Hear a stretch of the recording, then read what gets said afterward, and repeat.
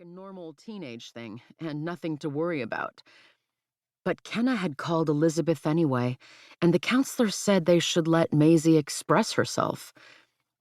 Kenna didn't know if she'd ever been given permission to do that in her life. But it sounded good for a girl who'd been tightly controlled and abused emotionally and physically for years to feel as if she had the freedom to do a few things simply because she wanted to. Safely test some boundaries. Elizabeth's husband, Stearns, Kenna's former boss at the FBI, and the reason she no longer worked there, had given her a long explanation about daughters and how it worked having one. He had 3. However, his speech only led her to believe he had no clue, even if he made it sound like he knew what he was talking about. Both of them would give their lives to keep Maisie safe, making it the perfect place for her to heal. "Speaking of," Maisie began, "a van just pulled up, outside in the alley by the west door." Kenna wouldn't get to the front of the line by the time the van's occupants came in. 4 men got out, 30s, plain clothes, Maisie continued, "running them through facial recognition now." Kenna leaned to the side and looked at Noelle. The 30-something woman caught Kenna's gaze and blinked. No kidding. It was called a disguise for a reason.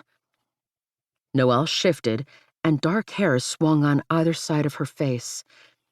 Her features had a strong Native American indication, giving her glowing, clear skin and dark eyes that helped customers find her warm and welcoming.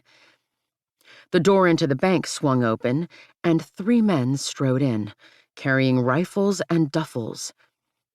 Wearing tan stockings over their faces to disguise their features and make them look scary. It worked. Someone screamed. The baby started to cry louder again. "Everyone on the ground, over there!" The lead guy motioned with his shotgun. "This is a robbery."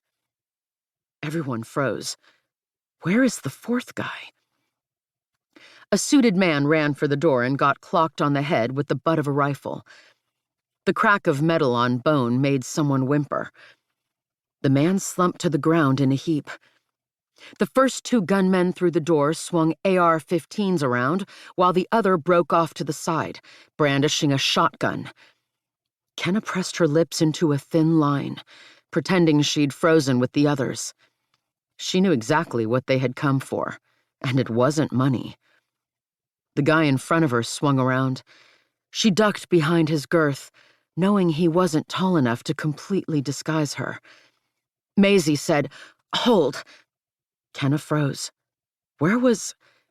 Noelle had disappeared behind the counter. Hopefully. The gunman said, "You come with me," and a woman yelped. Another guy said, "6 minutes." In her earbud, Kenna heard, "Okay, go." She scurried through the crowd in the confusion and caught up in time to see 2 customers dart down the back hall along with 3 employees. Where was Noelle? Hopefully, someone behind the counter had hit the hidden button that would alert the police. That meant they had minutes until the building would be surrounded by the local quick response team, armed to the teeth. Snipers on the roof. Did this town have a unit like that? Kenna couldn't get what she had come here for and then run out the back way, or she'd wind up detained. Or taken out. Noelle wasn't behind the counter. Had she already run down the hall?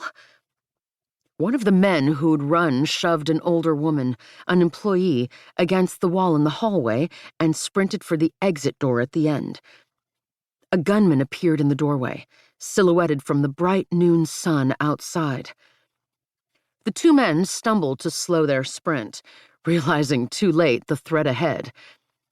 Boxed in with nowhere to go and a gunman in front of them. Kenna held the woman's arm, steadying her, and shoved open the closest door. "Come on." She tugged the woman into the tiny room, a closet by the look of it, while the gunman was distracted by the others.